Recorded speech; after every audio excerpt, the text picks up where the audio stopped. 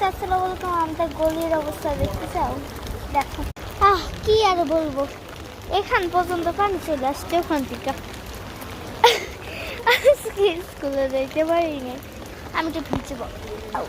This my ma'am. Okay,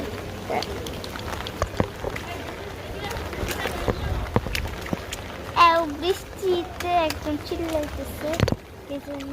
O O so cute. অবস্থা খারাপ, মনে হয় যে সুইমিং পুল হয়ে গেছে। আর স্কুলে যাওয়া হলো না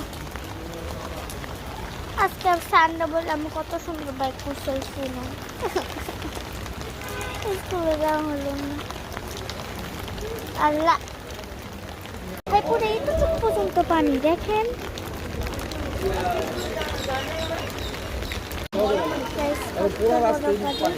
কত পানি,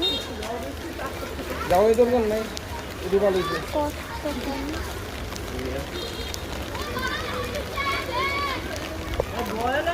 আরে